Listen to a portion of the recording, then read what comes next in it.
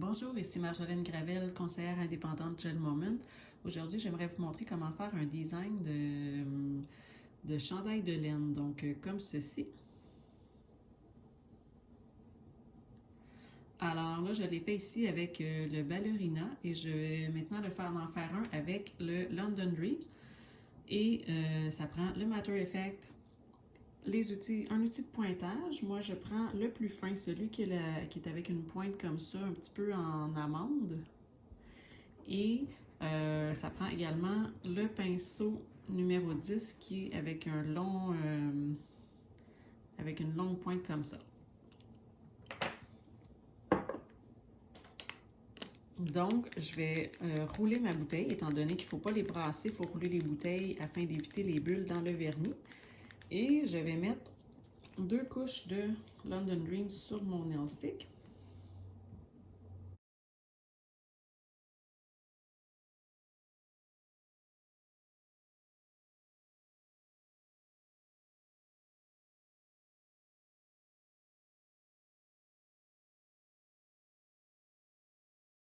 Je vais mettre sous la lampe pour 45 secondes.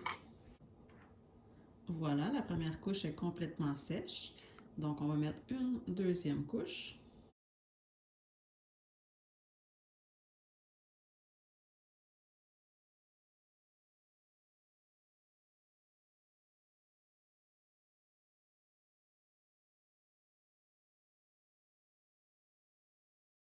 Donc, je vais faire sécher encore sous la lampe pour 45 secondes.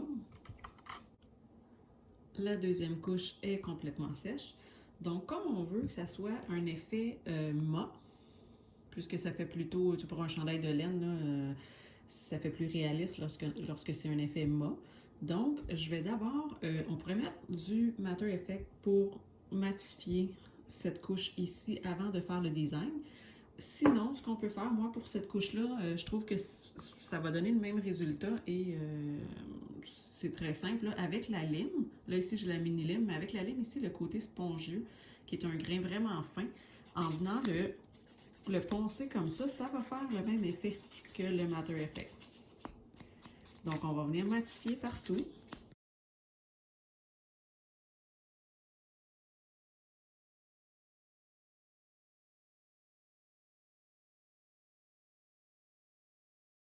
Alors voilà, comme ça fait un effet mat.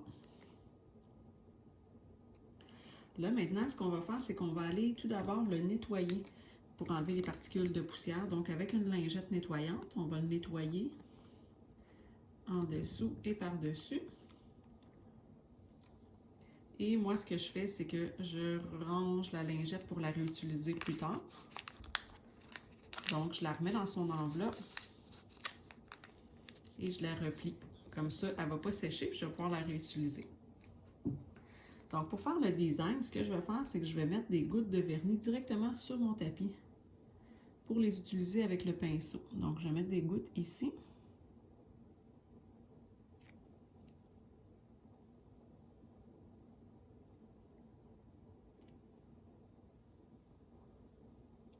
Comme ceci.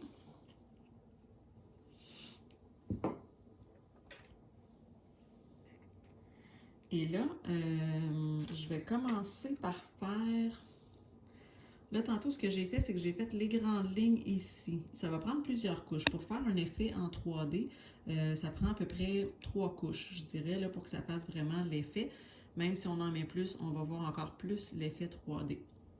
Donc, tantôt, j'ai commencé avec les grandes lignes droites, mais après, avec le design, je trouvais que j'avais pas beaucoup d'espace. Je pense que je vais commencer par le design du milieu. Comme ça, ensuite, je vais savoir où je peux faire mes lignes droites. Donc, pour le design du milieu, moi, celui que j'ai choisi de faire, c'est une espèce, c'est un petit peu des S, là. Donc, ça fait des S comme ça ici. Alors, pour faire ça, on peut les faire nous-mêmes à la main, faire le S, mais sinon, une autre façon facile, plus facile, moi je trouvais en tout cas, je prends le bout petit de mon outil de pointage et je vais faire des petites lignes. Des petites lignes, une à côté de l'autre. Ensuite, en bas, je continue. Je fais des petites lignes égales aux deux autres, vraiment. Bon, là, je l'ai fait un petit peu grosse, ma ligne, là, mais... Et je continue comme ça.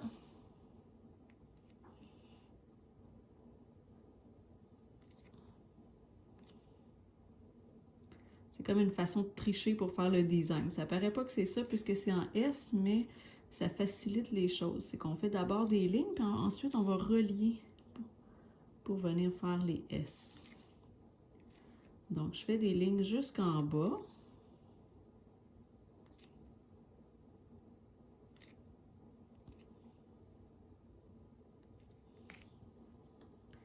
Comme ceci. Et ensuite, je vais aller relier. Donc, celle de droite, je m'en vais. En fait, il faut que je mette d'autres couleurs. Je vais aller relier celle de gauche. Donc, je ne sais pas si on voit bien, là. J'ai pris celle de droite pour aller relier avec celle de gauche. Celle de droite, relier celle de gauche.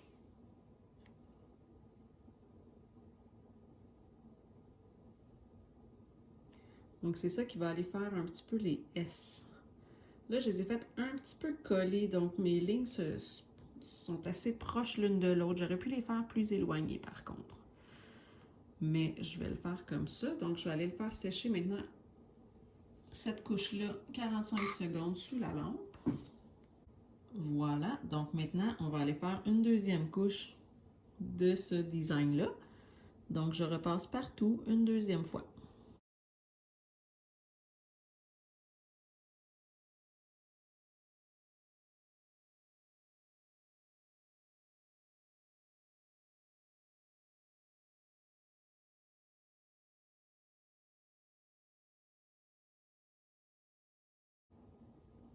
Je vais faire sécher 45 secondes sous la lampe.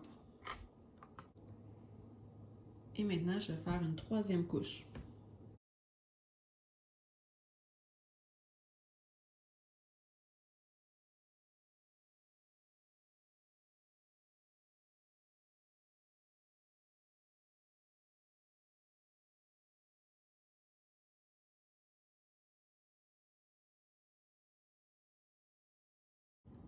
Et je fais sécher 45 secondes sous la lampe.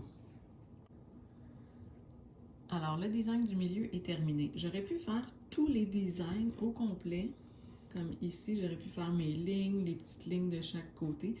Sauf que en faisant sécher le milieu, c'est que tu t'assures de pas. Tu sais, si t'es rendu à faire les petites lignes, puis là tu rates, ben ça se peut que tu gâches le reste. Donc, selon ton niveau de confiance, tu peux le faire au complet, puis ensuite seulement faire sécher, mais sinon, tu peux faire sécher à chaque étape pour être certaine de ne pas rater là, et d'être obligé de recommencer tout. Donc là, pour faire les grandes lignes de chaque côté, je vais prendre le pinceau avec avec les grands poils. Et ce qu'on va faire, je vais mettre du vernis partout, en longueur. Je vais tourner.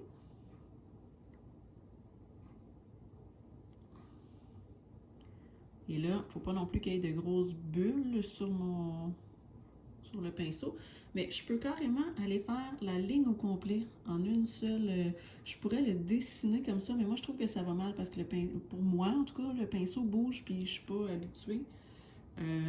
Sinon, ce qu'on peut faire, c'est vraiment juste le mettre à plat pour faire la ligne. Donc, on se met proche de l'autre design.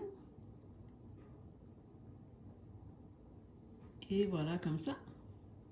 Là, je ne l'ai pas fait au complet, mais je peux aller ici, continuer ma ligne.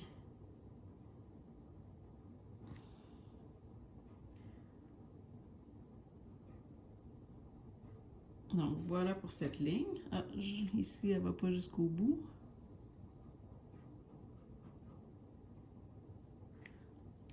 Et maintenant, la même chose de l'autre côté.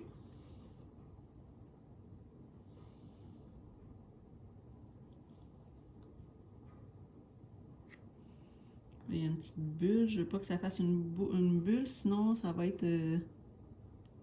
ça va faire une grosse... un point plutôt qu'une ligne.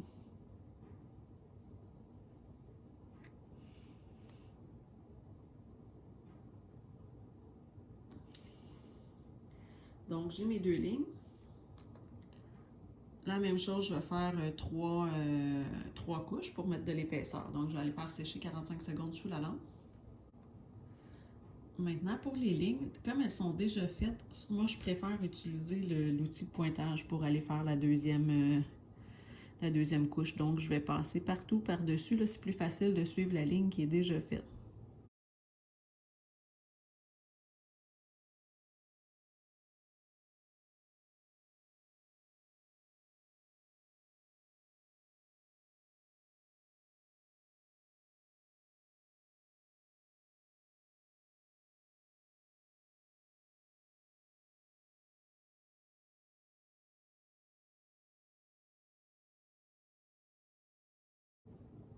Et je vais faire sécher sous la lampe. Je vais maintenant faire la 3e couche sur les lignes.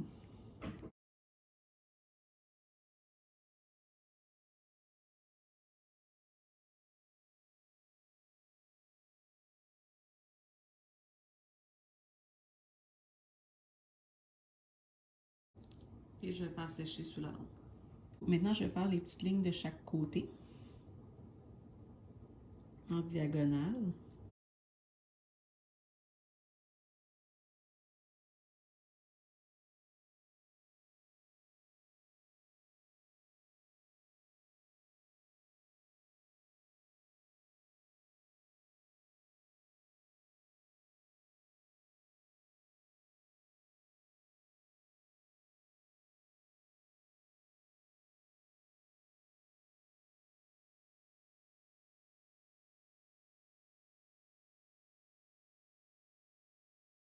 Et je vais faire sécher sous la lampe.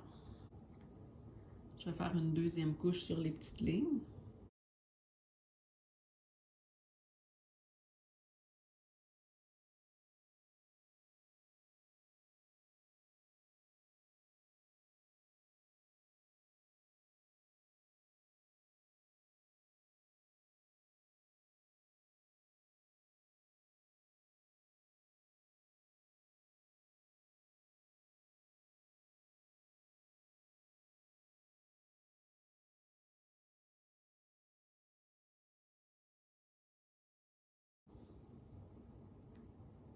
Et faire sécher sous la lampe. Et je vais faire la 3e couche des petites lignes de chaque côté.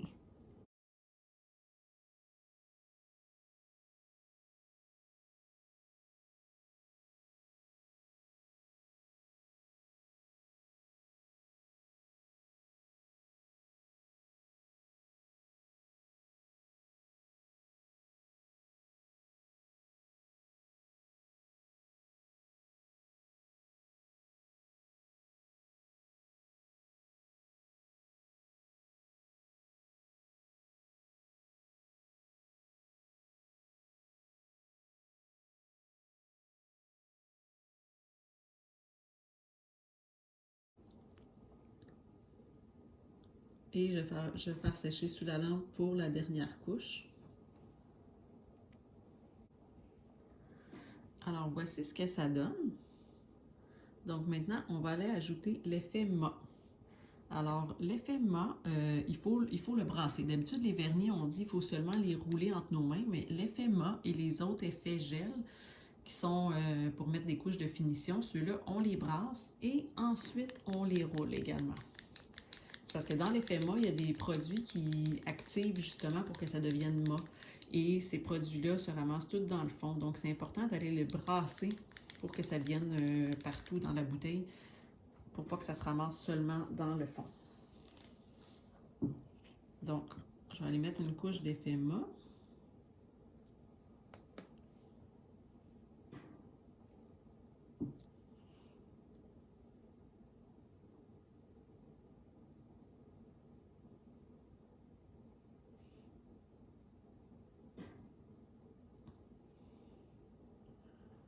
J'en mets partout, là. J'en ai peut-être mis un petit peu trop sur mon pinceau.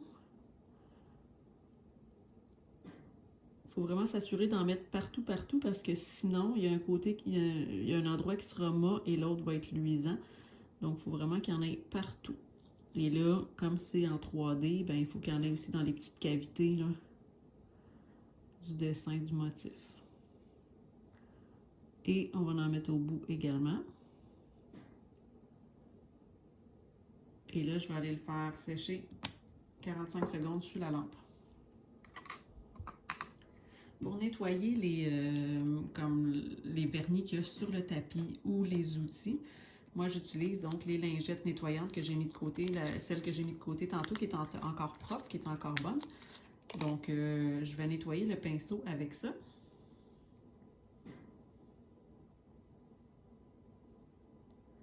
Donc ça se nettoie super bien.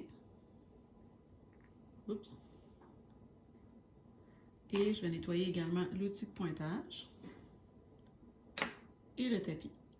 Donc, aucun problème, on peut faire des mélanges de vernis sur le tapis. On peut mettre justement des gouttes comme ça quand on a besoin de les prendre avec un autre petit pinceau ou avec un outil plutôt que de piger directement dans la bouteille de vernis. Ben, on peut faire tous les mélanges et tous les gouttes qu'on voudrait mélanger. Par exemple, mettons 2 couleurs ensemble, on ne voudrait pas salir nos bouteilles de vernis. On le fait directement sur le tapis. Ensuite, on le nettoie avec les petites lingettes, puis ni vu ni connu.